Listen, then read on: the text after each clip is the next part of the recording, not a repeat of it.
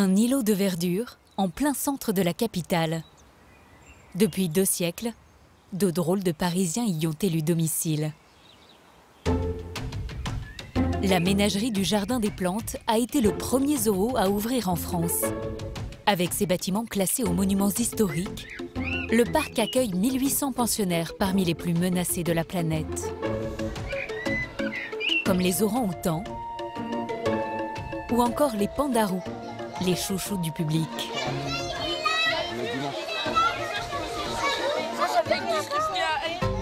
Une faune exceptionnelle que les équipes doivent préserver, quitte parfois à prendre des risques. Ce crocodile du Nil fait partie des reptiles les plus dangereux du monde. Depuis ce matin, Kermit n'arrive plus à bouger l'une de ses pattes. Norine, tu veux quelle sonde? On prend la sectorielle, ouais, la petite, ouais, d'abord.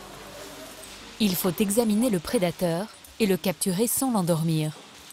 C'est Norine Chai, le chef vétérinaire du zoo, qui va s'en occuper.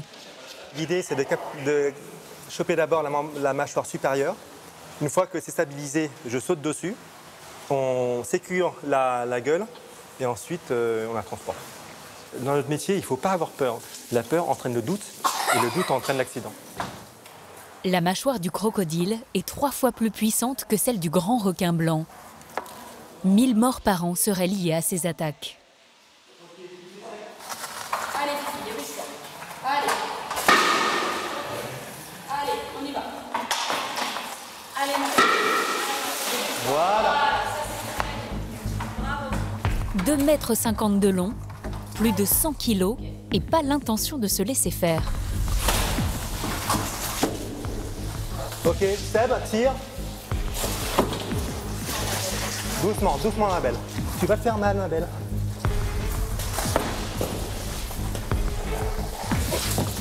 Ok, tu tiens bien. Je saute dessus, là.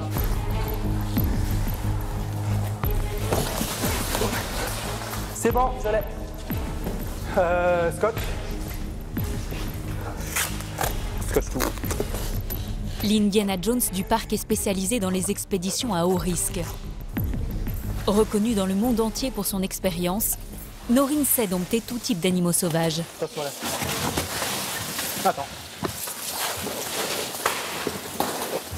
Voilà, laisse tourner. Voilà. Ok. C'est bon. Attention à un coup de tête. 1, 2, 3. Après examen, le diagnostic tombe. Une entorse de la patte qui sera soignée avec un traitement anti-inflammatoire. Ce type d'intervention musclée mais nécessaire, Plus haut possible. c'est le quotidien de ce vétérinaire, membre d'un commando pas comme les autres, celui des sauveteurs de l'extrême du Muséum d'histoire naturelle. Avec plus d'1 million de visiteurs chaque année, ces sites touristiques sont parmi les plus visités de France.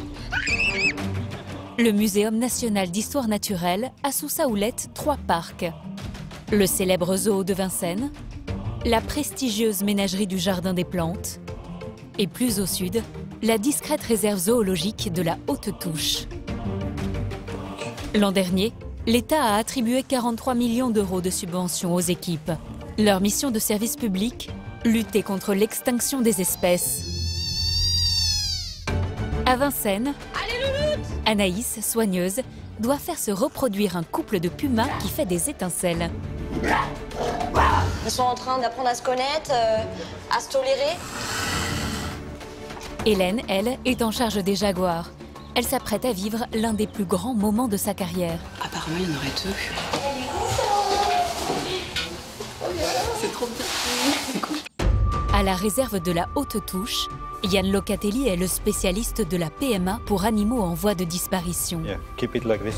Pour faire naître des petits, le scientifique tente des expériences étonnantes. C'est comme envisager faire porter un loup par un chien domestique. Ces passionnés traversent la planète pour venir au secours d'espèces en danger. Nous partirons au Cambodge avec le vétérinaire Norine Chai, appelé à l'aide pour sauver un troupeau d'éléphants. On peut éventuellement l'opérer et prolonger sa vie, en fait. Au siège du muséum, Christophe offre une vie éternelle aux animaux les plus rares. Un travail digne des plus grands sculpteurs.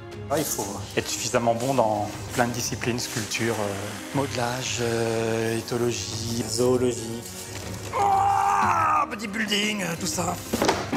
Action. Tension. Émotion. Plongé dans l'incroyable quotidien de ces forces spéciales au service du monde animal.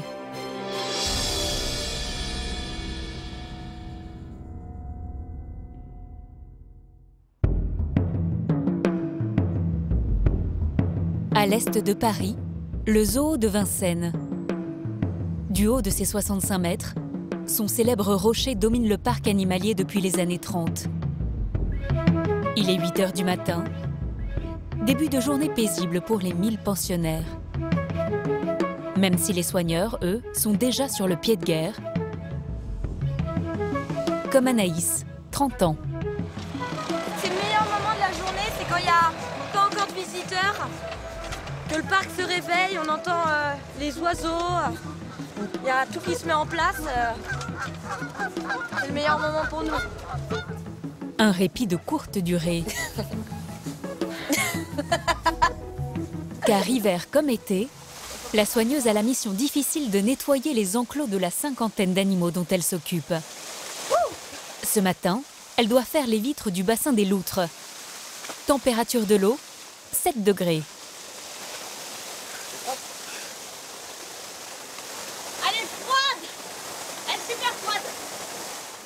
Et pourtant, c'est le job de ses rêves. Il y a 6 ans, elle quitte son emploi auprès d'un dresseur dans le cinéma. Déçue de la façon dont y sont traités les animaux, Anaïs décide de devenir soigneuse. Au muséum, elle se consacre au quotidien à la sauvegarde de tout type d'espèces. Un travail qui demande parfois des sacrifices. Aujourd'hui, elle doit se séparer de son pensionnaire préféré. Salut Nounou. Bonjour mon chat. Ce gros chat s'appelle Nino. Il va être envoyé dans un autre parc pour être remplacé par une femelle. Anaïs avait réussi à créer avec le fauve une relation de confiance unique. C'est bien mon chat. Quand il est arrivé, il avait vraiment très peur de l'homme. C'est un animal que j'ai dû apprendre à connaître justement pour qu'il ait confiance en moi. Pas le choix. Pour le bien de l'espèce, elle doit faire s'accoupler en priorité son colocataire, Maceo, ici dans l'enclos extérieur. Un mâle qui n'a aucun risque de consanguinité avec la future femelle. Capturé au Chili, parce qu'il menaçait des élevages, les autorités du pays l'ont confié au muséum. On souhaite garder le mâle qui génétiquement est évidemment beaucoup plus prometteur pour les pumas en parc zoologique. Et c'est un peu un crève-cœur du coup pour vous, parce que vous avez l'air de bien l'aimer. Oui, c'est un crève-cœur parce que vous avez un lien qui est tellement fort que vous vous dites est-ce que dans le parc où il va aller, on va s'en occuper aussi bien que ce qu'on fait ici? Le camion qui va le transporter dans un parc à Venise, en Italie, vient d'arriver. Tous les soigneurs ont été réquisitionnés pour le transfert de l'animal. Sous les yeux d'Anaïs, le chef vétérinaire va endormir Nino avec une fléchette anesthésiante.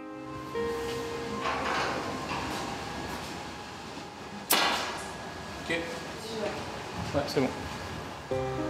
L'équipe ne dispose que de 10 minutes pour transporter le mâle de 50 kg et d'1,50 m.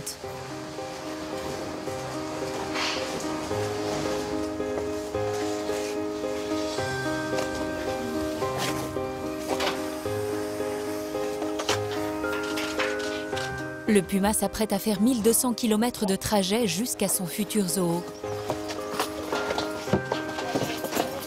Il semble un peu perdu, ce qui brise le cœur de sa soigneuse.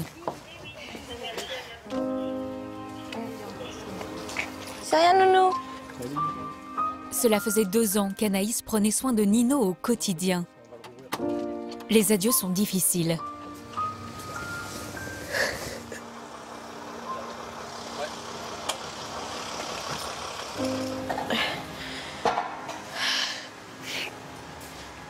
Tous les jours, on s'en occupe.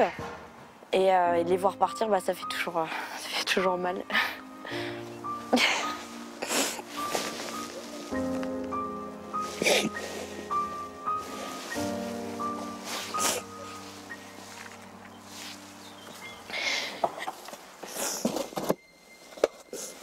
Je me rends pas compte qu'il est parti.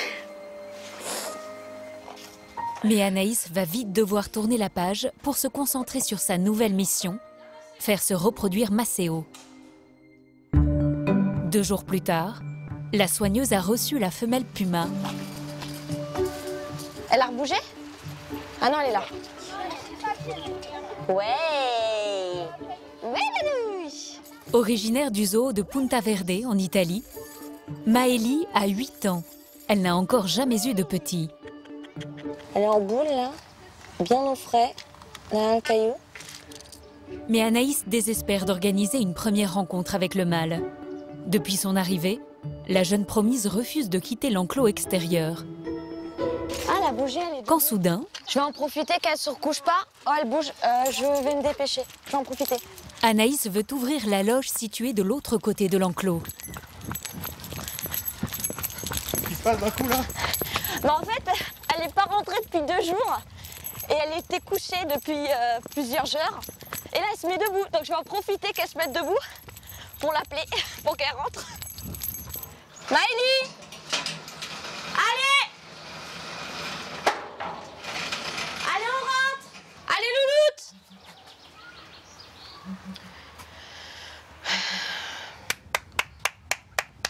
Le problème, c'est qu'une fois ici, je sais pas du tout ce qu'elle fait. Anaïs n'est pas la seule à en avoir assez d'attendre. Maceo, le mâle, ne sera libéré de sa cage que quand la femelle sera disposée à le rejoindre. Tu veux la voir, ta chérie? Tu veux qu'elle rentre? Appelle-la! Oh. Bah, il est gros chon, il est enfermé, il est pas d'accord. Il va aller dehors. Bah, je comprends. Bah oui, bah, je n'y suis pour rien. Moi, ça ne me regarde pas, vos histoires. Le lendemain, Maëlie est enfin rentrée dans les loges. Le rendez-vous aura lieu dans cet espace sécurisé. Si le contact passe mal, ils pourraient s'entretuer. Ouvre l'entrologe. Le premier à pénétrer dans l'arène, c'est Maceo. La femelle suit. Les 2 fauves commencent par s'ignorer, mais très vite, le ton monte.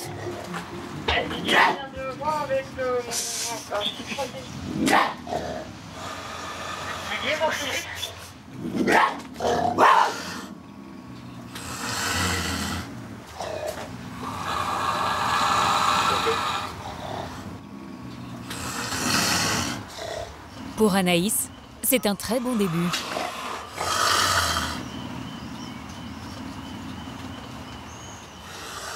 Ils sont en train d'apprendre à se connaître, à se tolérer, et c'est ce qu'il faut en fait. Donc là, c'est parfait. Il n'y a pas de bagarre, chacun de son côté, et c'est surtout que Maceo, notre mâle, il est extraordinaire. Il est très tolérant, pas du tout agressif. Ouais, génial. Pas de coup de griffe, mais peut-être un coup de cœur. Maceo et Maëlie seront mis en contact tous les jours. Anaïs espère une gestation dans les 3 prochains mois. À 30 minutes de là, à la ménagerie du Jardin des Plantes, un coup de téléphone va bousculer tous les plans de Norin Chai, le chef vétérinaire de l'institution.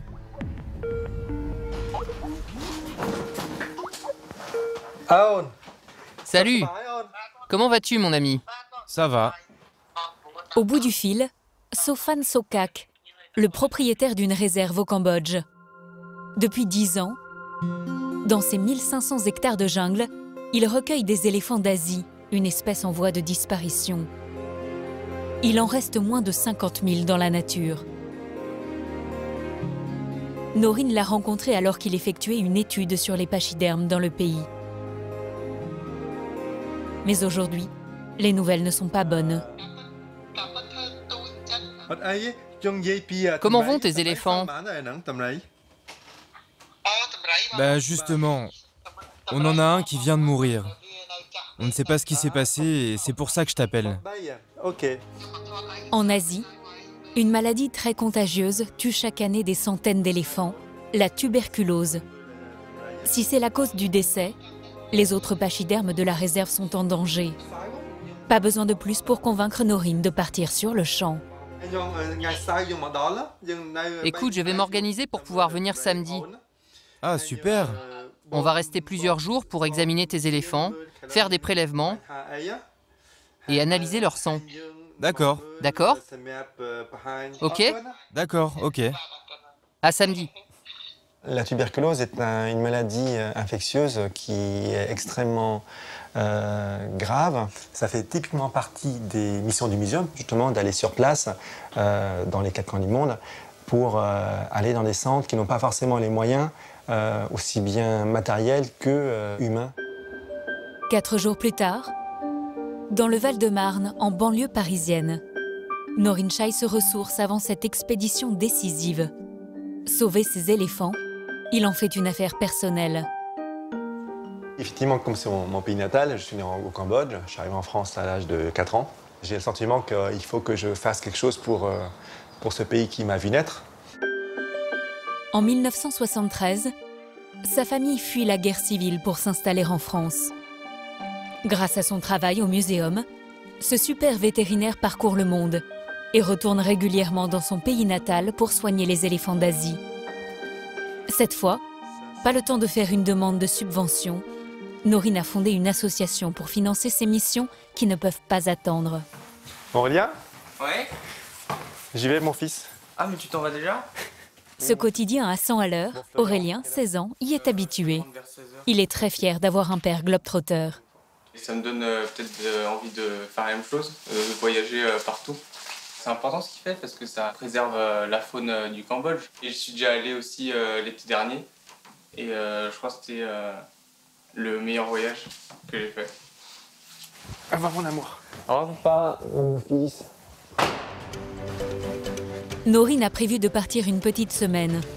Mais selon l'état de santé des éléphants, le voyage pourrait se prolonger. C'est parti pour 18 heures de vol. 10 000 km de trajet en direction de la capitale du Cambodge, Phnom Penh.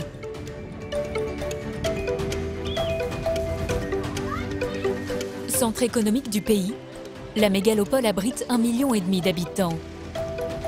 C'est l'une des villes d'Asie qui connaît la plus forte croissance urbaine. Une atmosphère vibrante qui inspire le vétérinaire.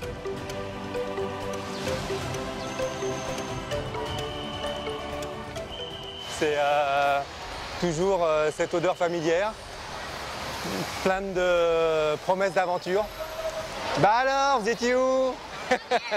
Participe à l'expédition Guy-Charles Essig, un expert en acupuncture qui voudrait tester ses méthodes sur les éléphants. Émilie et Jonathan, 2 amis de Guy-Charles. Salut, Norine. Mais aussi Dylan, son adjoint à la ménagerie. Bon, vous êtes content d'être là? Oui. Oui, un petit peu. L'équipe a encore 9 heures de route pour arriver dans la réserve de la province de Mondulkiri, à la frontière avec le Vietnam. Vétérinaire depuis 5 ans, c'est la première fois que Dylan va soigner des animaux dans leur milieu naturel. Il compte sur Norine pour en apprendre le maximum. Je vois clairement Norine comme un mentor. C'est lui qui m'a permis de développer mes connaissances dans cette profession-là. C'est lui qui me permet au quotidien d'aller toujours plus loin dans mon métier. Et en plein cœur de la campagne, il n'est pas le seul à se reposer sur le chef vétérinaire du muséum. Pendant toute l'expédition, comme il parle cambodgien, Norine va aussi servir de guide.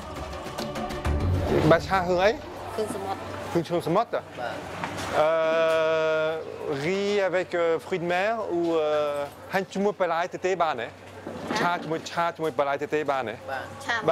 donc un végétarien. Nous sommes dans un boui-boui assez caractéristique où il n'y a pas de menu. Donc en général, on demande qu'est-ce qu'il y a à manger. Et puis elle dit ce qu'il y a à manger. Et on commande ce qu'il y a à manger. Moi, c'est extra. J'adore. Ouais, c'est hyper bon. Hein, c'est hyper bon. En Kunbang, Konogmin. La troupe a quitté la France il y a 24 heures. À la nuit tombée, ils atteignent enfin la réserve. Nous y voilà. Je reconnais. Groupe Norine. C'est mon guide. Bonsoir. Bonsoir, comment ça va? Bonsoir. Bonsoir, on vous attendait. On se demandait quand est-ce que vous alliez arriver. Sofan et Srilik ont ouvert le parc et ses lodges il y a 4 ans. Voici Dylan, qui est vétérinaire aussi. Il travaille avec moi au zoo. Enchanté, moi c'est Sokak. Les 2 Cambodgiens accueillent l'équipe avec le sourire. Pourtant, si leurs éléphants sont malades, ils devront les mettre en quarantaine et cesser leur activité. C'est un gros enjeu en fait. Ce sera vraiment dramatique. Hein. Je sais. Le lendemain matin, le groupe découvre au grand jour la réserve. Grâce aux 50 bungalows loués 17 € la nuit, 150 hectares de jungle sont préservés. L'équivalent du 1er arrondissement de Paris. C'est dans cette nature à perte de vue que Norine et son équipe partent à la recherche des éléphants. Attention, ne tombe pas. Les éléphants viennent souvent par ici pour jouer dans le cours d'eau. On est sur leur chemin de promenade. D'accord. Regarde, on voit des traces de pas. Ah ok. Sur un territoire aussi étendu, le jeu de piste peut durer très longtemps. Mais ce matin, par chance, après 2 heures de marche... Ah mais moi, il y a un éléphant là. Regardez là-bas, il y a un éléphant.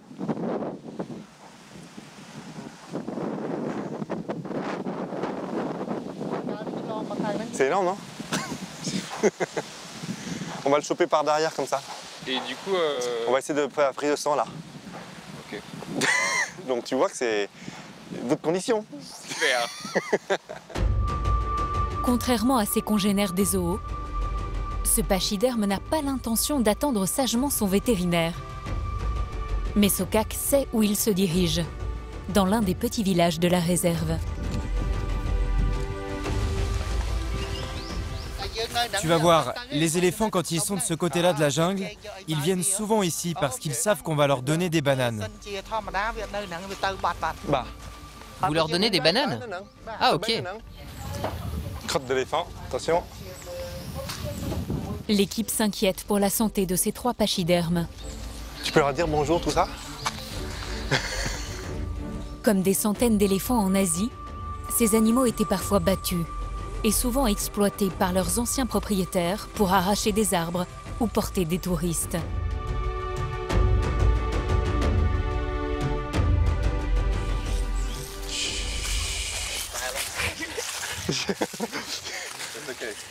Pour savoir s'ils ont la tuberculose, la seule solution est de leur faire une prise de sang. Mais les éléphants sont nerveux. Et surtout Chipon, le plus vieux mâle, âgé de 53 ans. Norine remarque un abcès inquiétant, de la taille d'un ballon de football. Vous avez vu cette grosse bosse sur sa patte? Oui, j'ai vu, je ne sais pas ce que c'est. Faut vraiment qu'on fasse une échographie au plus vite. S'il est infecté, l'abcès pourrait mettre en danger la vie de l'éléphant. Mais soigner le plus gros mammifère du monde est risqué. Un simple coup de patte pourrait envoyer Norine aux urgences. Non, attends! Attends, tu ne peux pas l'approcher comme ça. Il faut que son cornac lui monte dessus. Ah ok. C'est plus prudent parce que celui-là est très agressif. Son ancien maître l'a battu pour le forcer à tirer des arbres. C'est un éléphant traumatisé. Les cornacs sont des soigneurs dédiés aux éléphants. Le jeune homme en charge de Chipon tente de l'apaiser. Mais le pachyderme reste très agité.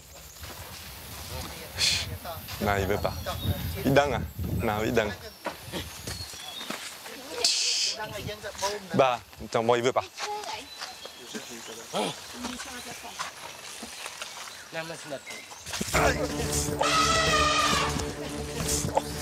Il t'a foutu un coup de pied? Ouais.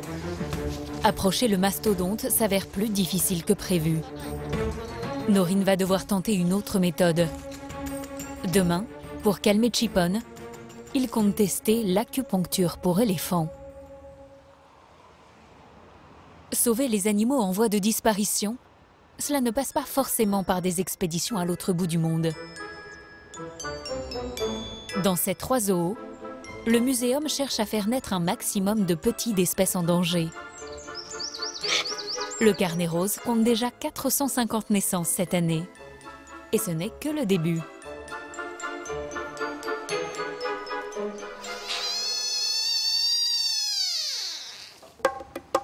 Au parc de Vincennes, à Paris, c'est la saison des amours. Les couples se cherchent et parfois se forment.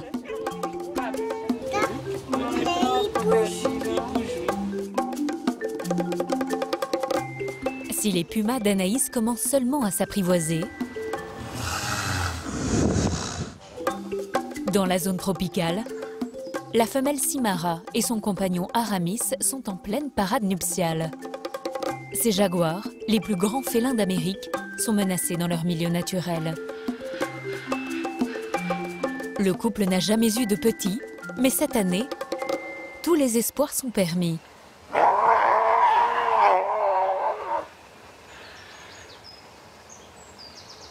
Pour que les jaguars se reproduisent, ils doivent se sentir aussi bien que s'ils étaient en liberté. Hélène y travaille au quotidien. Alors, on va voir comment elle est Simara. La jeune femme est soigneuse depuis 10 ans. Forte de cette longue expérience, le muséum l'a mise au service de ces super prédateurs. Reste là, Loulou, reste là. Au sommet de la chaîne alimentaire. Donc là, bien sûr, on s'approche jamais trop près. Parce que si on se fait attraper au niveau d'une grille, après ils peuvent nous plaquer, puis là c'est des coups de griffe, enfin ça peut être très violent. Donc oui, on fait toujours attention. C'est l'heure du repas des félins. Voilà, donc c'est ça qui peut être assez impressionnant, mais faut pas s'inquiéter pour eux. Pour conserver leur instinct de chasseur, Hélène imagine des stratagèmes. Les fauves en cage, elles se faufilent dans leur enclos pour y suspendre le menu du jour. Merci. On met toujours un peu de temps des fois à le caler, alors même si c'est un peu physique. Vous voyez, c'est un peu à bout de bras. Mais en fait, l'intérêt, c'est aussi que le public puisse observer vraiment les comportements de l'animal.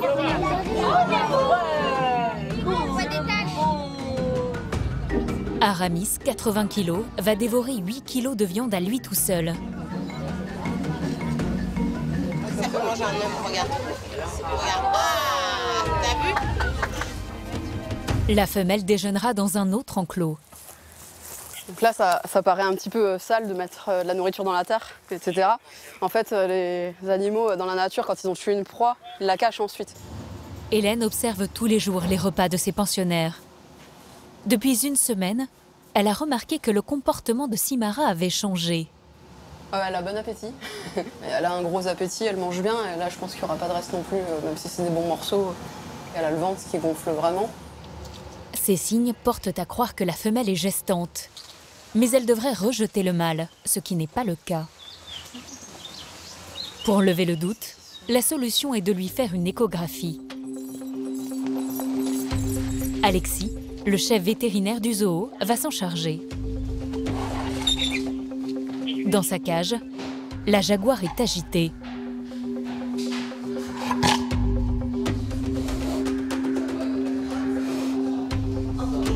Là, elle va faire un peu les 100 pas parce que là, il y a du monde, on ne sait pas trop ce qui se passe. Gestante ou non, il faut l'anesthésier. Juste un tout petit rappel, les doses que je vais utiliser sont beaucoup plus faibles que ce qu'on a l'habitude de faire, ce qui fait qu'elle va dormir moins profondément, enfin en tout cas on peut s'y attendre. Donc elle sera attachée des pattes et elle sera sécurisée. Et tout ça, ça ne doit pas nous amener à plus de 30-40 minutes du fléchage.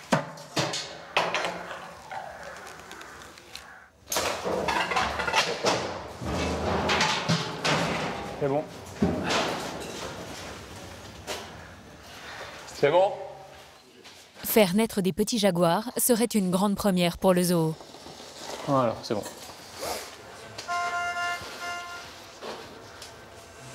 Hélène retient son souffle.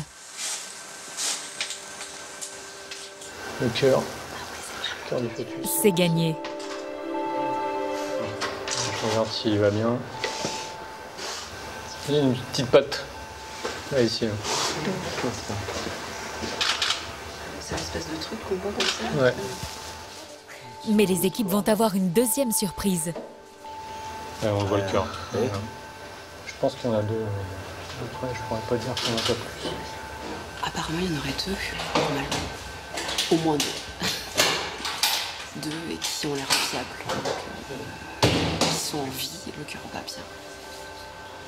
C'est une très bonne nouvelle.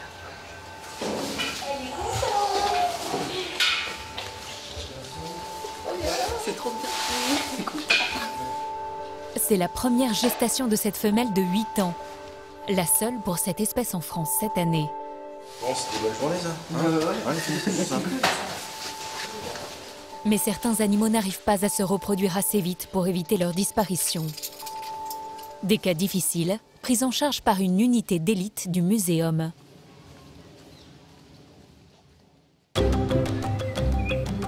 À 300 km au sud de Paris, entre Tours et Poitiers, c'est un lieu méconnu et pourtant nécessaire à la survie des espèces menacées. Avec ses 500 hectares de végétation, la réserve de la Haute Touche est le plus vaste zoo français. Le parc n'accueille que 60 000 visiteurs chaque année. Mais dans son laboratoire unique en France, ses équipes réalisent au quotidien de petits miracles.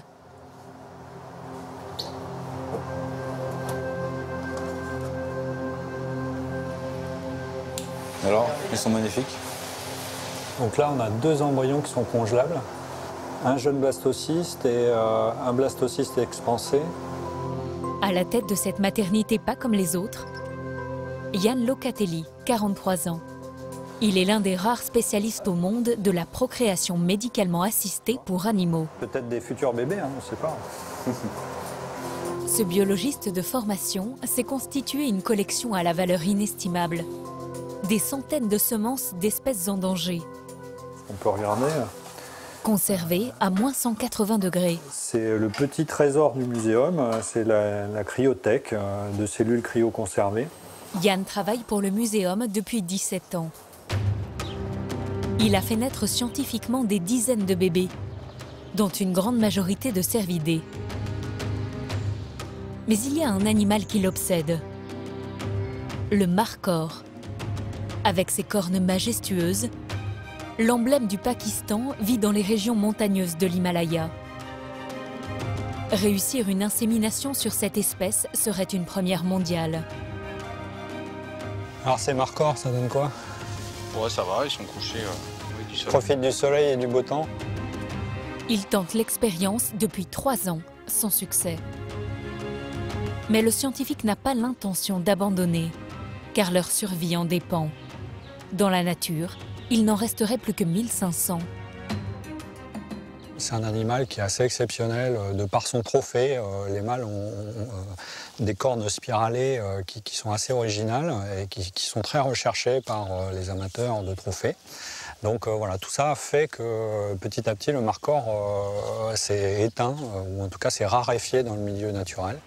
Pour réussir son défi, Yann compte sur la semence d'un mâle au patrimoine génétique exceptionnel. Mais cet individu se trouve à des milliers de kilomètres. Ça doit être là le... Paris, aéroport Roissy-Charles de Gaulle. Le scientifique est en mission spéciale, en partance pour la Finlande. Bonjour. J'ai des colis un peu encombrants. Je peux le mettre couché? C'est un container. Yann a pris tout son matériel pour réaliser une électro-éjaculation sur le bouc. Mais face à l'hôtesse, il ne rentre pas dans les détails. Donc aucun danger, hormis le fait que ce soit lourd, sinon il n'y a rien dedans. Déjà on est débarrassé des bagages. Voilà. Reste à savoir si ça va arriver entier. L'expédition est financée par le muséum, dont le budget dépend en partie des ministères de l'enseignement et de la recherche. Yann bénéficie régulièrement de ces subventions. Mais c'est la première fois qu'il se rend en Finlande Helsinki, la capitale.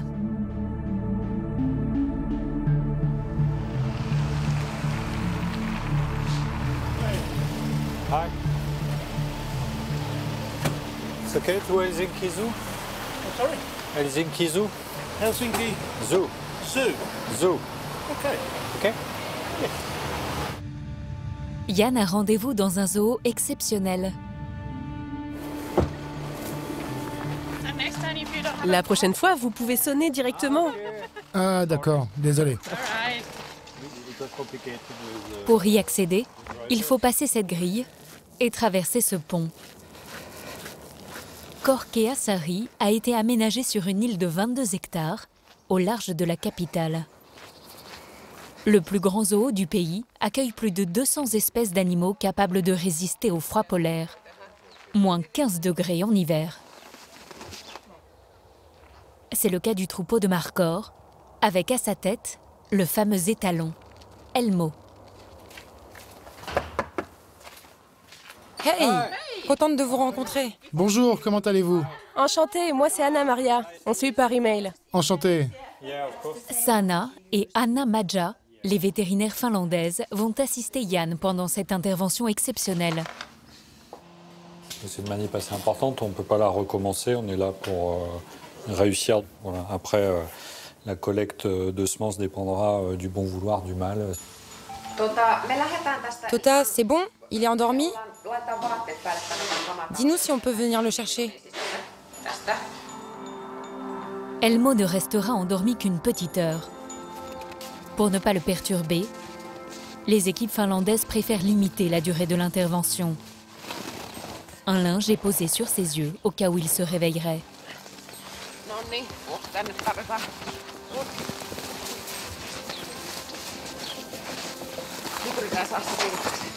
On va essayer de le mettre dans une bonne position.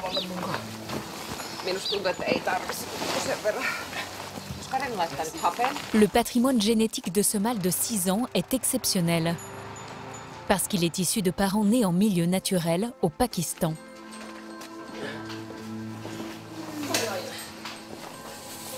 Ça va être à moi de jouer là maintenant. Mais alors que Yann s'apprête à intervenir, Elmo se met subitement à uriner. Une pause pipi qui tombe au plus mauvais moment. À quoi souiller l'échantillon? Est-ce qu'il continue encore? Oui. Les minutes passent, mais pas le choix. L'équipe doit attendre que le mâle ait terminé. On peut commencer la stimulation dans 5 minutes, ok? J'espère que tu sais ce que tu fais, parce que nous, on ne sait pas du tout.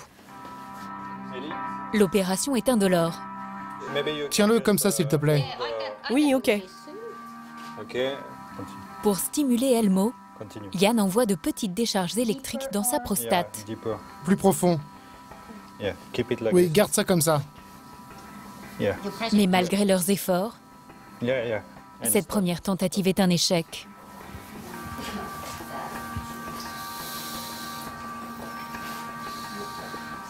Ce n'est que de l'urine. On essaie encore une fois. Si c'est bon pour vous. Ok. Ok, c'est parti. Cela fait maintenant 35 minutes que le mâle est endormi. Il faut continuer. 15. Again. Stop. Urine. Il n'y a pas de sperme, que de l'urine. Les vétérinaires finlandaises préféreraient que Yann s'arrête là. Mais le Français est déterminé à aller jusqu'au bout. On peut pas toujours avoir ce qu'on veut, hein. Ok, est-ce qu'on peut essayer encore une fois de le stimuler? Stimulation. Ouais. Et finalement, après 20 minutes d'essai,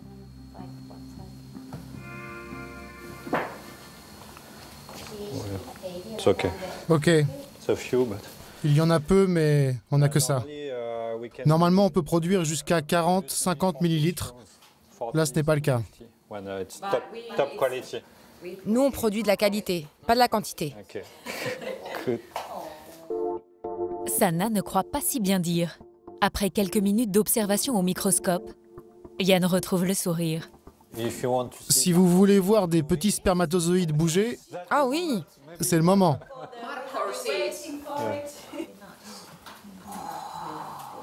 Ce n'est pas si mal. c'est vrai, il bouge bien. La qualité du prélèvement est assez bonne pour permettre de futures inséminations. Un seul suffit? Oui, un seul suffit pour avoir un bébé.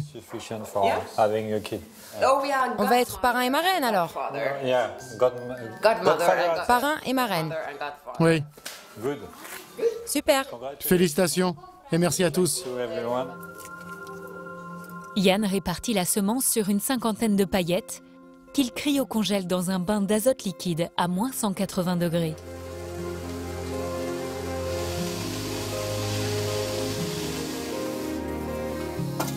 Ce container sécurisé va voyager jusqu'à Paris en avion cargo. Bon voyage. C'est bon, c'est fait. This is for you. C'est un petit bébé, hein, faut pas que ça se renverse. Ciao. Grâce à ce précieux chargement, Yann va inséminer 3 femelles marcor. De son île en Finlande, Elmo deviendra peut-être le papa d'une portée miraculeuse.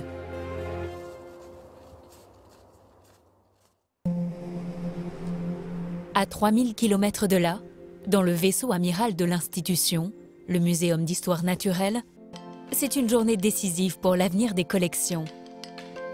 Ici, près de 10 000 animaux sont exposés. La grande galerie de l'évolution met en scène la marche d'une centaine de mammifères de la savane africaine. Proies ou prédateurs, tous ont un ennemi commun, le temps. Oh, c'est un beau métier que vous avez là, madame. Ah, bonjour. Haut en couleur, voici l'un des gardiens de ce lieu mythique, Christophe Voisin, 46 ans, taxidermiste. Tiens, regarde donc. Saloperie. Qu'est-ce que c'est? Une mythe. Là, il y a des attaques, j'y touche pas parce que ça a tombé, mais ça fait des plaques de poils qui tombent quand même. Là. Il y a les mythes, elles ont bien tapé dedans. Par exemple là, c'est pas des vergetures, hein, c'est des attaques de mythes qu'il a pris là. Et c'est dommage parce que c'était pas comme ça il y a encore un an.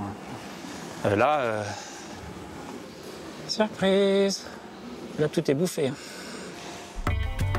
Raccord fond de teint pour le lion. Blanchiment des dents du babouin. Coup de blush pour le phacochère. Toutes les semaines, l'équipe de Christophe dispose d'une matinée pour refaire une beauté à la troupe. Il y a une petite pastille de peinture qui a sauté. Il faudra juste refaire une petite mise en teinte. 800 000 visiteurs viennent admirer ces animaux tous les ans. Ils doivent être sur leur 31, comme cet éléphanteau naturalisé au 19e siècle. Ah oui, quand même. Il a perdu sa botte quand même là. Il a la peau qui a craquelé un peu. Il y a d'anciennes reprises en fait qui avaient été faites à la résine. On va consolider un petit peu et refaire une mise en teinte pour atténuer les différences, les dégradations du temps qui sont inévitables. On essaie de les retarder au maximum, mais on n'y arrivera jamais. Cette collection à la valeur inestimable n'est qu'une petite partie du trésor du muséum. Les spécimens les plus précieux sont conservés dans un lieu tenu secret, des sous-sols sous haute surveillance.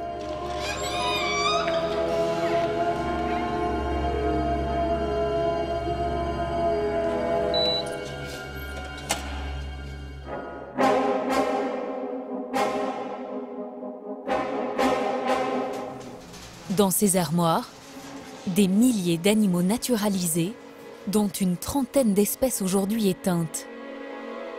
Cécile Calou est chargée de conservation pour le muséum. Elle est l'une des rares à y avoir accès.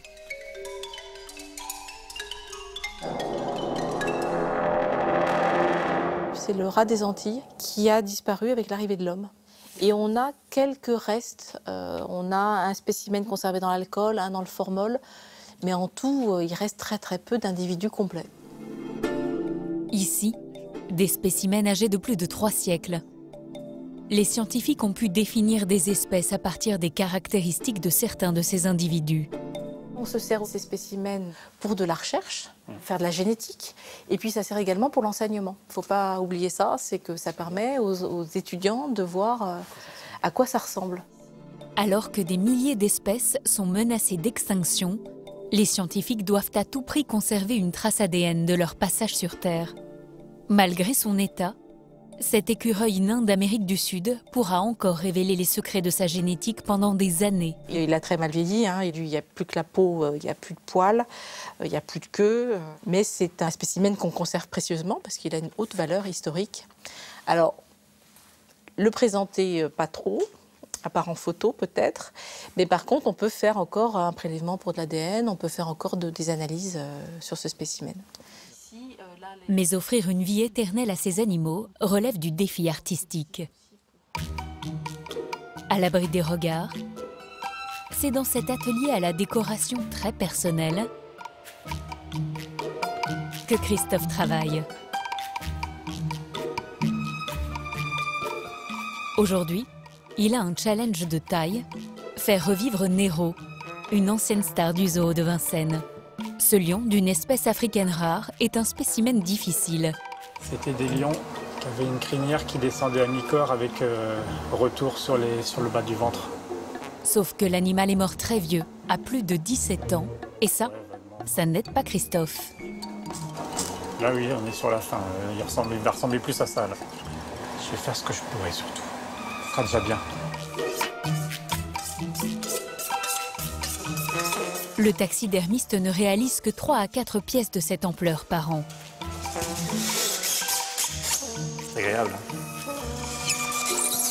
Avec du polystyrène et de la frisure de bois, Christophe doit recréer entièrement la silhouette de l'animal. Et n'allez surtout pas lui parler de paille. Nos jours empaillés, c'est une insulte pour les taxidermistes. Un mec qui empaille, c'est un mauvais. On naturalise de nos jours, monsieur. Le colosse a appris le métier sur le tas. Hop, une bonne tête de vainqueur. Pas d'école d'art, pourtant, les squelettes qu'il crée sont de vraies œuvres dignes des meilleurs sculpteurs.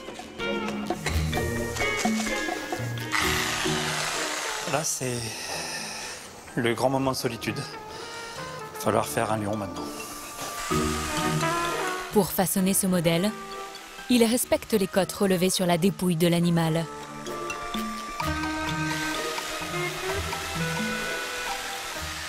Contrairement à ce que beaucoup pensent, ce n'est pas que remplir des peaux d'animaux avec de la paille, c'est beaucoup plus que ça. Il faut être suffisamment bon dans plein de disciplines, sculpture, modelage, éthologie, écologie, zoologie, bodybuilding, tout ça. Si Christophe peut sculpter ce lion les yeux fermés, c'est aussi parce qu'il y a 17 ans, il était soigneur à la fauverie du zoo de Vincennes. Ok, l'arrière c'est bon.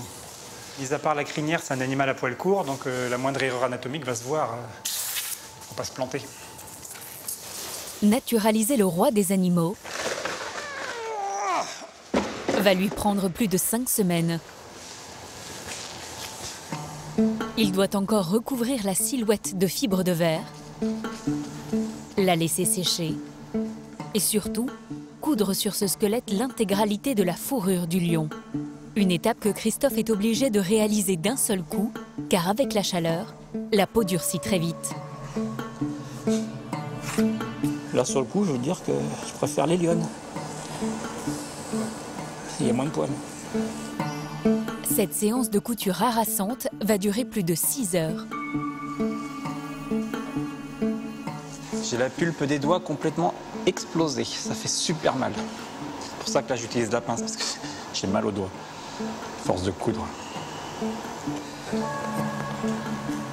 Voilà. Pour créer l'illusion que Nero est vivant, le modelage de la tête est la phase cruciale. On est en phase de concentration pour l'activité. Ah là oui, je vais arrêter de parler après. Quand je serai sur la tête, c'est même plus à peine de me parler, je réponds plus. Grâce à cette résine à prise rapide,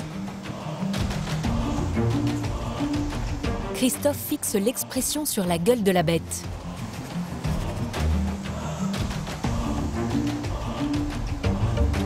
Après avoir vécu au zoo de Vincennes, Nero va bientôt retrouver une place au muséum. Encore 3 semaines de séchage avant d'intégrer le panthéon des espèces immortalisées par Christophe.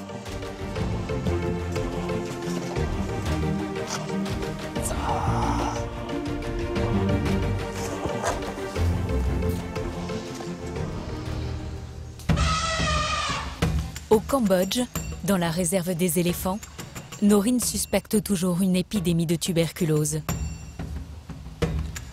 Le vétérinaire a frôlé la catastrophe en essayant d'examiner ce mâle.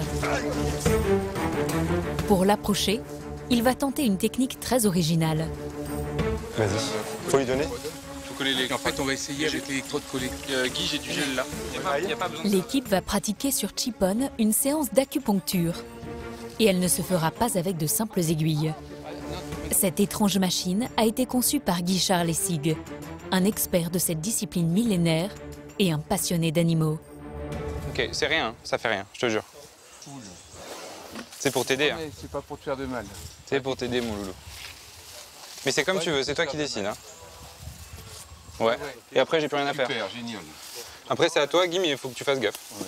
Tranquillou. Là, oui, c'est bien. Là, super.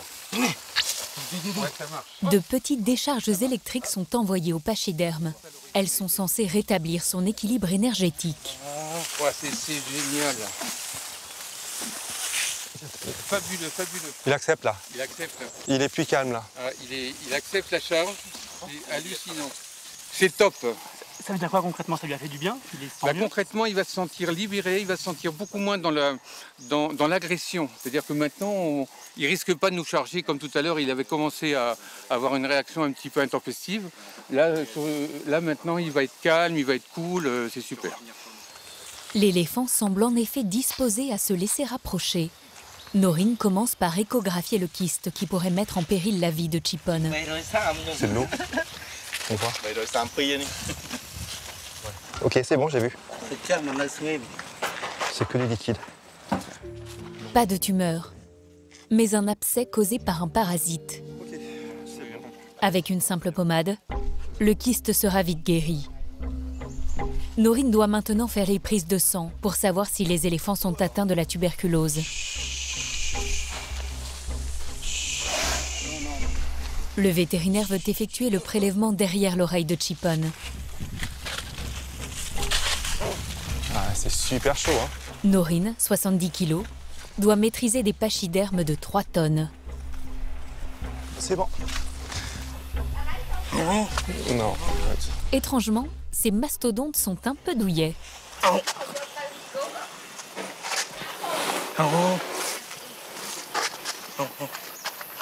Ok. C'est bon, je l'ai eu. Le vétérinaire va pouvoir procéder aux analyses. Ok, ça c'est fait. Mais avant cela, Norine prend le temps d'admirer ces colosses dont la survie est pourtant si fragile. En 40 ans, la moitié des éléphants d'Asie ont disparu à cause de la déforestation. Norine est fascinée par cet animal symbole de sagesse. C'est mon animal qui a toujours été présent depuis que je suis petit. Donc j'ai une relation particulière avec l'éléphant, effectivement, ouais. Entre fascination, respect. On a beau les rencontrer, on a beau les regarder, mais à chaque fois, c'est comme une première fois. Est-ce que je peux le toucher? Oui, vas-y.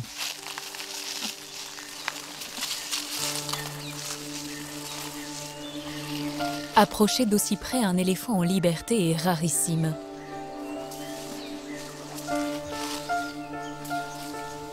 Après des débuts mouvementés, Norine a finalement réussi à se faire accepter par l'animal.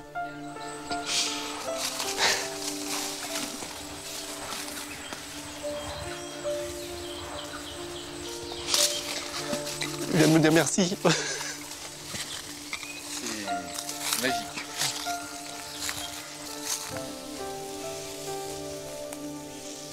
Si Chipon et ses congénères sont atteints de la tuberculose, il faudra les mettre en quarantaine et fermer l'accès du parc au public. De retour au campement, Noreen et son adjoint Dylan improvisent un laboratoire de fortune. Donc, using 10 microlitres pipette de sang total ou de sérum. 2 ou 1 Une. Et les buffers. Il faut attendre 5 minutes, donc il faut mettre un chrono. Au milieu de la campagne cambodgienne, les gérants de la réserve n'auraient jamais pu avoir accès à ce type de test.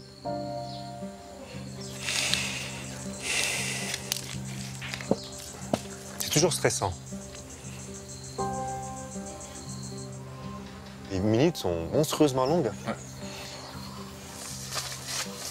Après des semaines d'inquiétude, Sophan et Srilik vont enfin savoir si leurs éléphants sont malades. En plus, tu as mis le positif. Vous savez, si le résultat est positif, il faudra isoler les éléphants et surtout ne pas laisser les touristes les approcher. Ok. Oui, on en est conscient. Bon, on peut regarder les résultats. On regarde? Allez, on est prêt. C'est négatif. C'est négatif. Vous êtes soulagé? Oui. Super. Oui, on est très contents. Les trois n'ont rien, donc. Non, regarde, tous les tests sont négatifs. C'est négatif aussi. Waouh, super. Sophan et Srilik peuvent continuer à lutter sur le terrain contre la disparition des éléphants d'Asie. À terme, ils espèrent recueillir des dizaines de pachydermes. Ça donne une raison et un sens à notre métier. Et à titre personnel, comme je suis d'originaire du Cambodge, oui, c'est doublement important puisque j'ai l'impression de rendre un peu tous les cadeaux que la vie m'a offerts. Allez, c'est parti. Pour Noreen et son équipe, la mission est terminée. Merci beaucoup. Tu nous as vraiment sauvés. On est très reconnaissants. Merci beaucoup, Noreen. Les réjouissances vont être de courte durée pour l'aventurier. Bon, tu me donnes vite des nouvelles, hein? Car dans quelques jours à Paris, il va devoir opérer en urgence l'une des stars de la ménagerie. La vie de l'animal sera entre ses mains.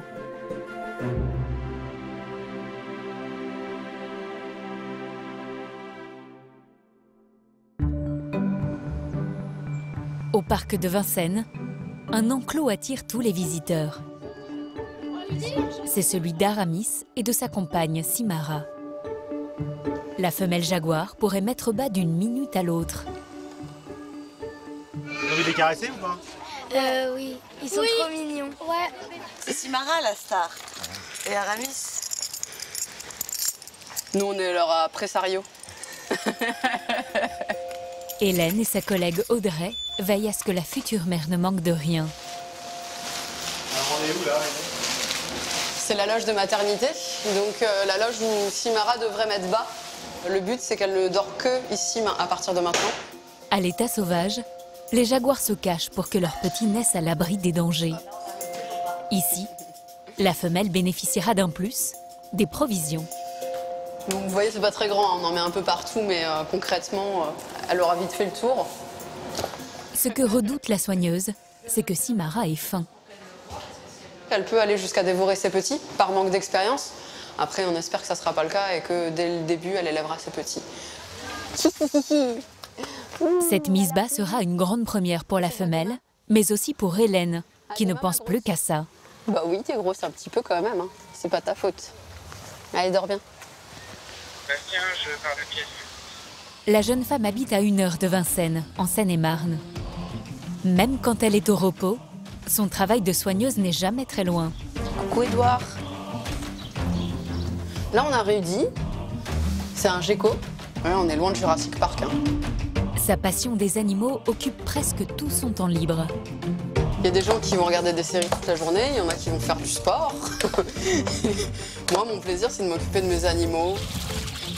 Hélène a recueilli plusieurs chiens errants du quartier.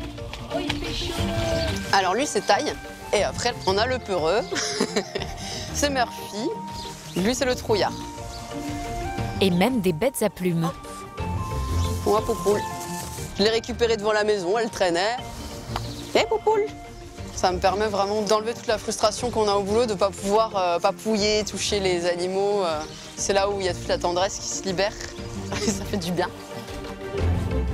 Depuis son enfance, Hélène rêve de sauver les espèces menacées. La soigneuse a également monté une association de défense du panda-roux. Son souvenir le plus fort, une rencontre avec des nouveau-nés à la ménagerie. Revoir les photos comme ça, ça me met dans l'esprit, attention, il y a des bébés qui arrivent. Mignonitude assurée. Et doucement. Depuis l'annonce de la gestation de sa jaguar, Hélène est obnubilée par l'arrivée des petits. Tu vas voir papa? Avec son conjoint, Benjamin, elle est suspendue aux nouvelles de ses collègues du parc, presque minute par minute. Très bien. Je lui demandais des nouvelles de Simara. Alors? Bah, toujours rien. Ça va arriver vite. Donc voilà, on attend. Elle vous parle souvent, Simara? Tout le temps. Tout le temps, tout le temps, tout le temps. C'est pas vrai. C'est pas vrai. Laquelle qui compte. C'est pendant les jours de repos d'Hélène, au petit matin, que Simara décide de mettre fin au suspense. Il est 7 heures. Les contractions durent déjà depuis le milieu de la nuit, quand le premier petit voit le jour.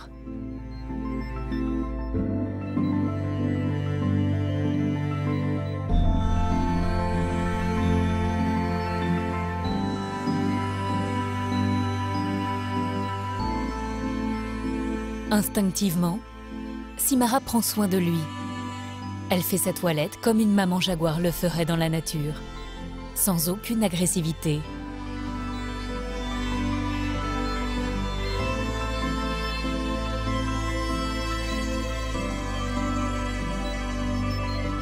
Quelques heures plus tard, le deuxième petit apparaît.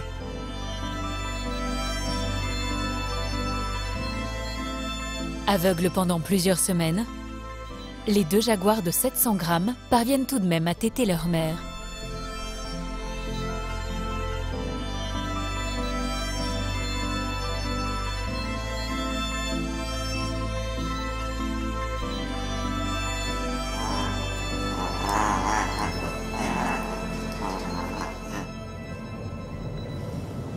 À peine prévenue, Hélène arrive au zoo en urgence.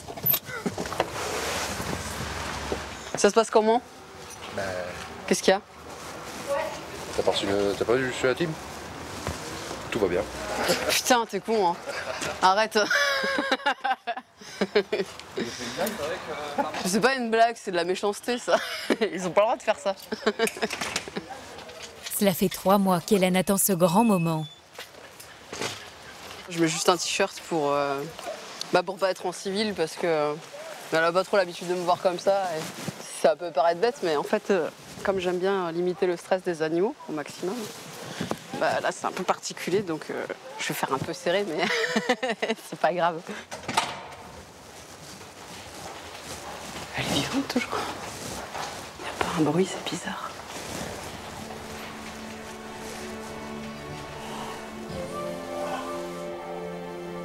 Ça va, chérie?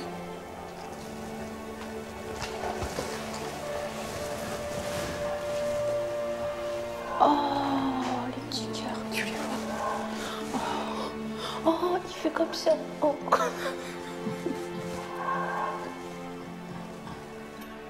Alors voilà, toute petite papate. C'est trop mignon. Pour ne pas perturber la jeune maman, la soigneuse doit limiter ses visites. On va la laisser tranquille.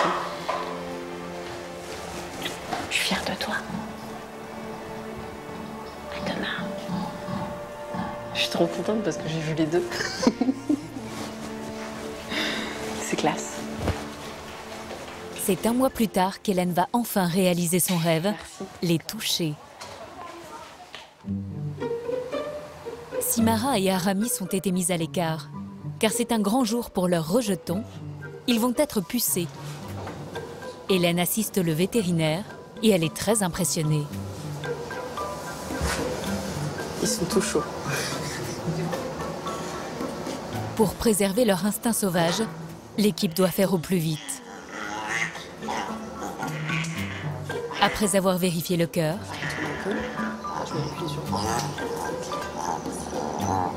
le vétérinaire identifie leur sexe. C'est un petit prédateur. Les deux petites femelles sont en pleine forme. Plus qu'à leur installer une puce électronique. La carte d'identité obligatoire des animaux de zoo. À bientôt.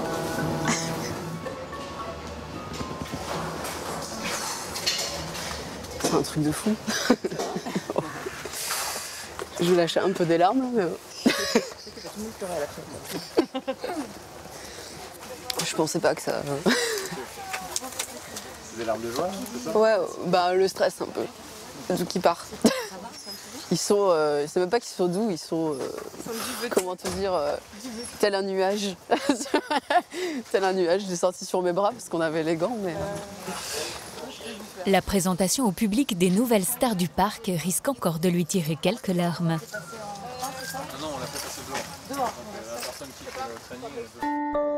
En région centre, à la Haute Touche, c'est bientôt la fin d'un long suspense.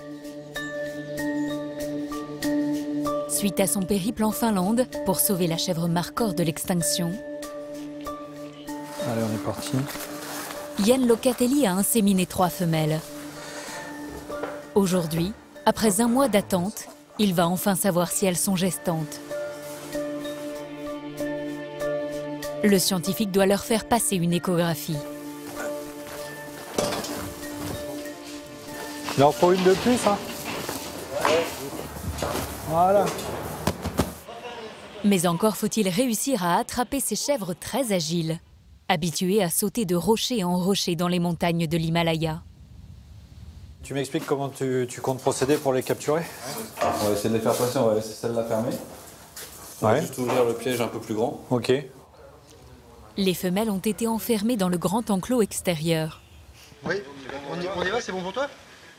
Oui, Pour oui, les attirer à l'intérieur, les 3 soigneurs tentent de mettre en place un stratagème. Eh ben, comme vous voulez, je sais pas, y en a qui restent avec le bouclier, puis on va de là. En embuscade, à l'abri d'un bouclier, ils doivent les pousser vers l'enclos. Et si ça commence bien,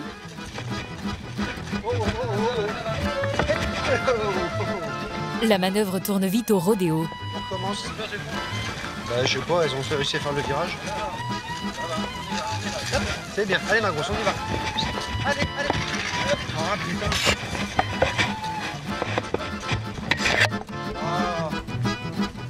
Le marcor peut sauter jusqu'à 2 mètres de haut.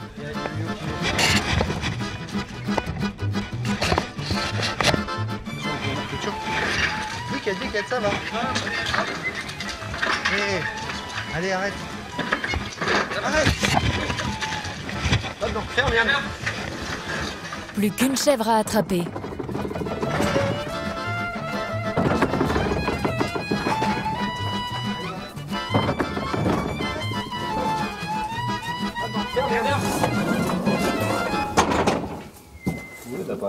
Ça s'est passé comment là?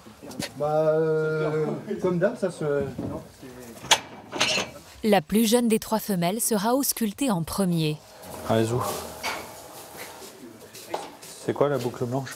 Blanche. T'as sur toi. 66 996. Tiens, mets-lui dessus si tu veux. C'est Yann qui est à l'origine de ce projet inédit pour le muséum. Réussir à faire naître des marcors le ferait entrer dans l'histoire.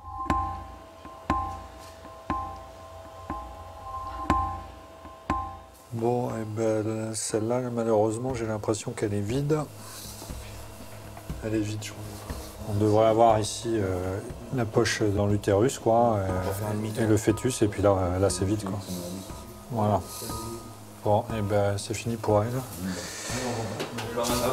Boucle verte? Ouais. Deuxième tentative.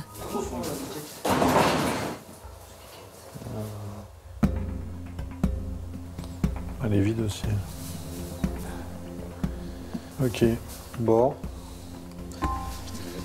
L'équipe n'a plus qu'une chance. Donc voilà, sous les espoirs repose sur la dernière. 29. 75. Intérêt à être pleine. Et une petite tête, ça serait bien. Là. Ouais, bah non, elle est vide. Hein. On va retomber dessus là, tout de suite, on l'a pas.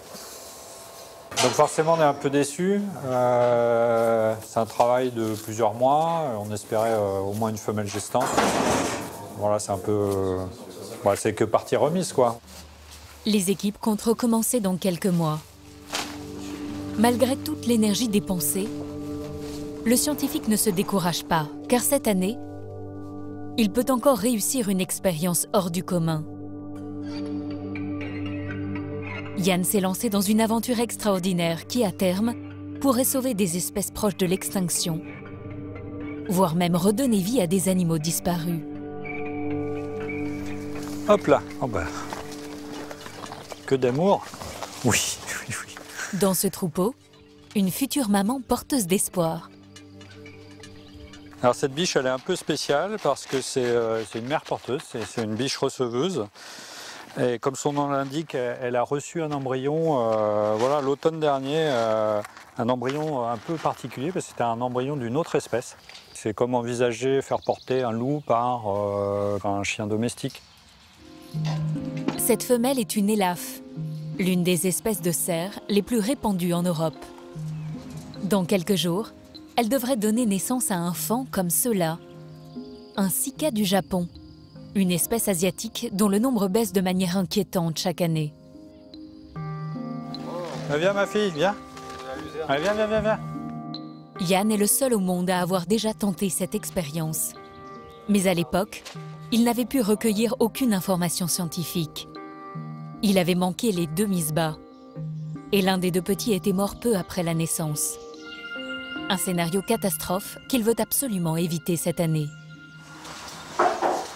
2 jours plus tard. Donc on prépare la valise pour quelques jours. Cette fois-ci, pour être sûr d'assister à la mise-bas de la biche porteuse, Yann a prévu une surveillance renforcée. Pendant les 2 prochaines semaines, il va dormir sur place. Oh oui, t'as des gros malheurs, hein. Oh là là, bah oui. Pas le choix, le jeune papa doit quitter son nouveau-né, Hippolyte. Oh. Avec un petit bout qui a 6 mois, c'est vrai que voilà, c'est toute une logistique. Et puis il va me manquer, et puis je vais lui manquer aussi. Donc on abandonne celui-ci pour espérer en voir un autre sur la réserve de la Haute-Touche. Hop. Le passionné est loin de se douter qu'il va vivre une naissance bien plus éprouvante que celle de son propre fils.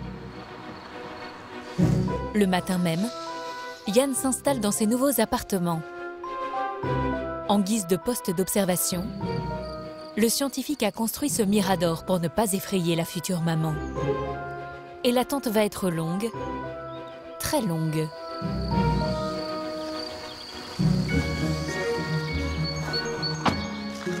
Yann attaque ses journées dès 6 h du matin et reste jusqu'à la tombée de la nuit.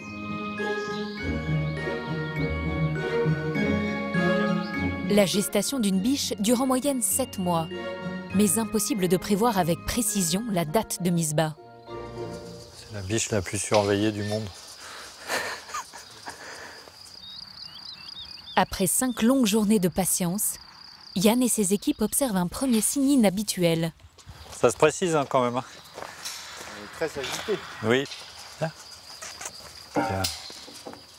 Elle évacue son stress en marchant, voilà, mais dans le coup c'est le nôtre qui grimpe parce que voilà, il faut surveiller. Donc c'est nous qui sommes un peu, on l'accompagne dans le stress en fait. Voilà. Il est 18 h quand tout s'accélère.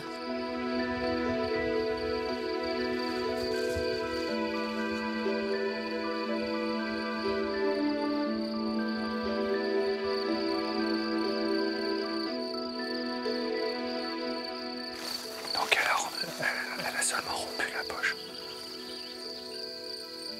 Donc là, le travail commence en fait. Chez les biches, la mise bas se déclenche dans les 4 heures qui suivent la perte des os. Il va faire nuit. À quelques dizaines de mètres de l'enclos, dans ce bâtiment, Yann et son assistant vont suivre la naissance grâce à un système de vidéosurveillance. Hein? Du coup, là... là, elle marche le long. Là. Elle est là. Ouais. La biche porteuse s'est remise à marcher. Pas de contraction en vue. C'est pas gagné, là. Ça va être une longue nuit. Il est 1 h du matin. L'attente met à rude épreuve les nerfs du scientifique. Oh, j'en ai marre, je vais craquer. C'est long. Hein. Ah là là, c'est... Ah, c'est les feux de l'amour, quoi.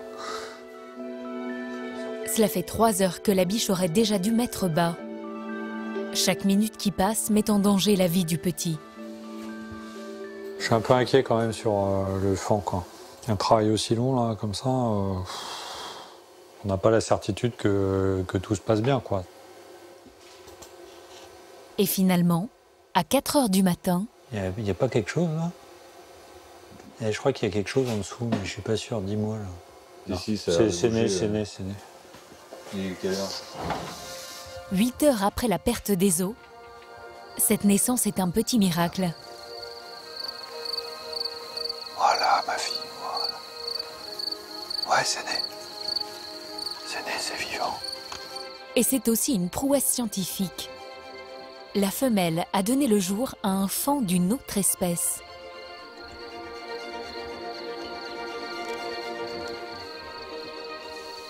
Bienvenue à la haute touche, petit Sika. Le petit semble en bonne santé. Et la biche se comporte avec lui comme si elle était sa mère biologique. C'est vite bouffe vachement vite. Hein. Le petit est vraiment très tonique. Franchement, la mère, c'est génial. Elle le lèche, elle l'accepte. C'est pas un étranger pour elle. Donc c'est ce que je voulais voir. Reste une dernière inquiétude.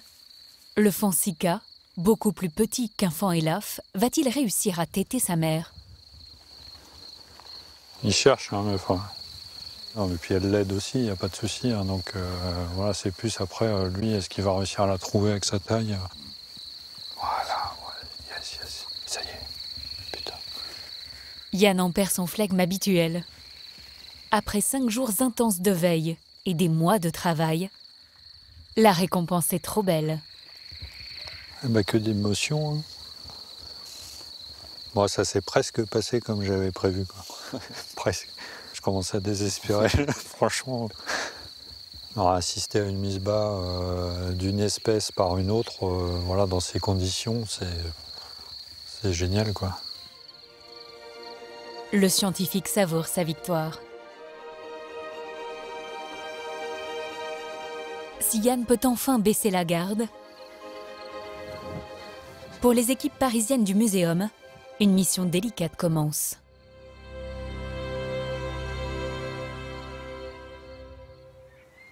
À la ménagerie du Jardin des Plantes, les stars ne sont pas vraiment des nouveau-nés. Il y a Nénette, 50 ans, l'un des plus vieux orang-outans du pays, et Leïla, 19 ans, la doyenne des félins du zoo.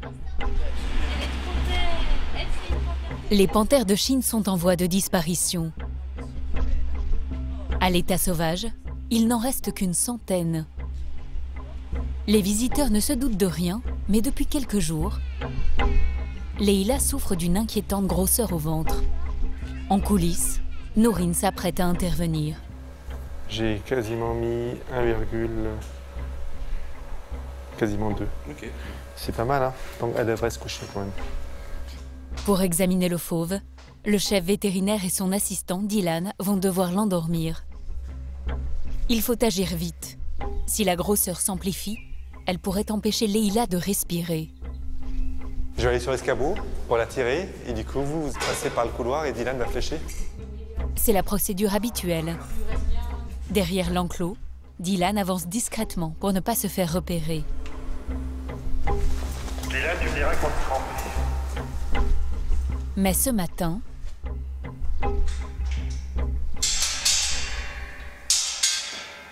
le félin sent la présence du jeune vétérinaire.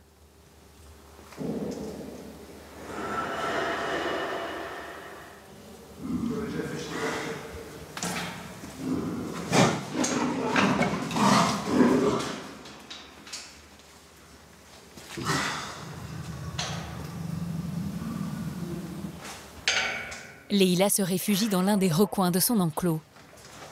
Il faut changer de plan. Norine prend les choses en main.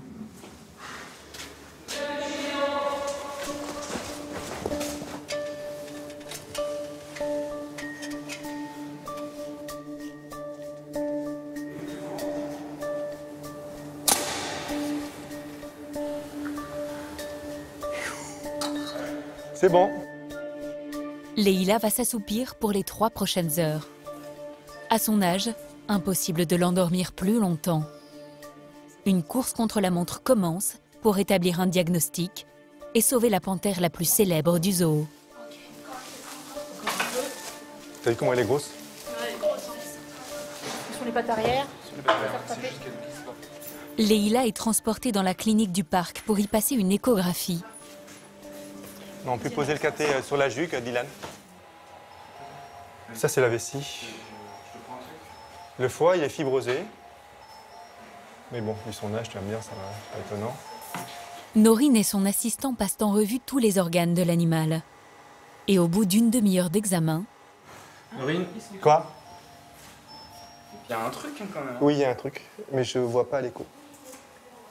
Une radio va mettre en évidence le problème. Le diagnostic est beaucoup plus grave que ce qu'il n'imaginait. Oui, c'est... Il y a quelque chose là. Oui, il y a quelque chose, ouais. Ouais, il y a quelque chose. Bah, tu vois, tout est... Tout est sur le côté. Tout est sur le côté. Au milieu. Oui, je suis d'accord. On voit que ici le côlon il est dévié latéralement. Une tumeur repousse sur les côtés les organes du fauve. L'estomac aussi qui est là crânialement. Ok, mais il est poussé crânialement, ça explique tout. La panthère est condamnée. Norine et Dylan peuvent peut-être la sauver, mais à son âge, l'intervention est risquée. Le vétérinaire décide de tenter le tout pour le tout. On regrettera toujours de ne pas avoir fait. On peut éventuellement l'opérer et enlever et lui prolonger sa vie en fait. Norine n'a qu'1 heure pour opérer avant que les effets de l'anesthésie ne s'estompent. Mais l'intervention va s'avérer plus lourde que prévu.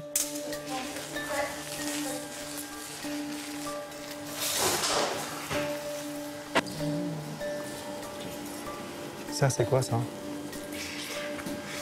Mais c'est quoi ce truc là? C'est que du gras, c'est immonde. En fait, je pense que c'est un lipome, mais diffus. La tumeur est très étendue. Norine doit faire vite. Ça fait quand même déjà plus de 2 heures qu'elle est anesthésiée. C'est long, très long.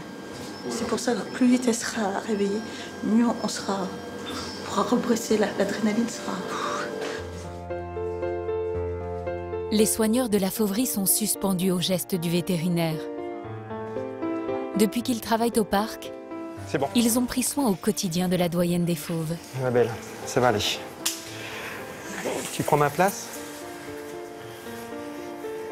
On l'aime beaucoup en fait. Enfin, c'est notre petite mamie, donc c'est un peu la mascotte de la fauverie. Donc on tient à elle. C'est Leïla, donc c'est une personne, mais presque, qui fait presque partie de la famille. Donc du coup, c'est important pour nous, soigneurs et vétérinaires, d'être à son chevet. Tu te sens mieux, hein, ma belle? L'opération se termine dans les temps. Mais Norine n'est pas rassurée. De toute façon, tant qu'elle n'est pas réveillée, c'est jamais fini. Hein. Le plus dur est fait, mais tant qu'elle n'est pas réveillée, c'est pas fini. Le vétérinaire préfère rester sur ses gardes. Et la suite des événements va lui donner raison. On la sort déjà de la caisse? Ouais, je tiens. Allez, 2, 3, hop. 30 minutes après l'opération, dans l'enclos de Leïla, l'équipe est confrontée à une situation inhabituelle. Elle présente tous les signes d'un réveil correct. Elle respire bien, elle déglutit correctement. Elle a même des petits mouvements. Tous les signes sont là, mais pourtant, elle ne se réveille pas encore. Allez, ma fille. Pour réveiller Leïla, Norine et les soigneurs vont tout tenter.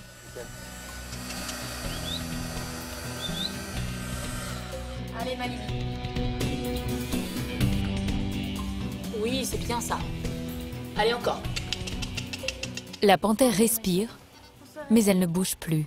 Allez, on bouge le Ça va être facile, hein. Maintenant, il n'y a plus qu'à croiser les doigts. Si on les croise tous. Ouais. Malgré tous leurs efforts, Leïla ne passera pas la nuit. Le lendemain, Norine et Dylan s'occupent des formalités administratives. Ils doivent informer l'institution en charge des animaux en voie de disparition du décès.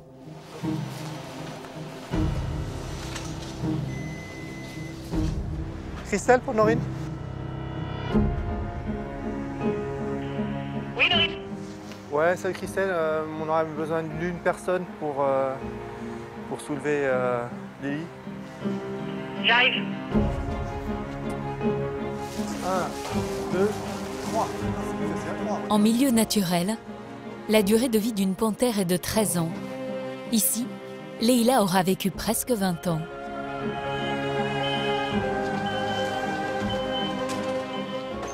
Salut Christophe. Comme tous les animaux emblématiques du zoo, Leïla va être naturalisée.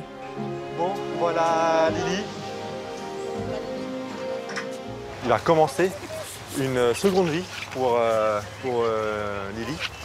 C'est un des rôles importants du muséum. Ça vous réconforte ça ou pas? Ça me réconforte du fait qu'elle a passé une très bonne vie avec nous et qu'on a vraiment tout fait pour qu'elle soit bien et qu'elle finisse dans des conditions, on va dire, humaines. Alors que la panthère s'apprête à entrer dans l'histoire du muséum, à quelques kilomètres de là, à Vincennes, de nouveaux petits fauves vont faire leurs premiers pas devant les visiteurs. Il est trop mignon, t'es adorable, mon père. On a craqué pour Aramis. C'est le plus beau Moi, du j'ai zoo. toujours adoré les animaux, mais lui, il est spécial. C'est le plus beau du zoo. Mais je voudrais bien voir ses filles, là.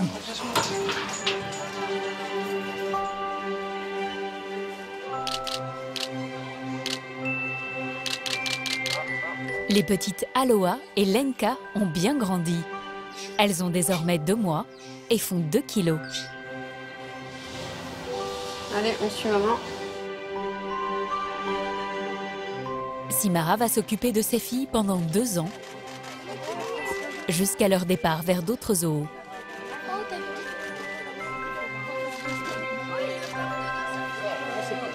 Tu vois les petits là-bas? Regarde, ils vont sortir. Ils suivent Regarde, regarde Robin, ils traversent. Regarde, ils sont trop beaux.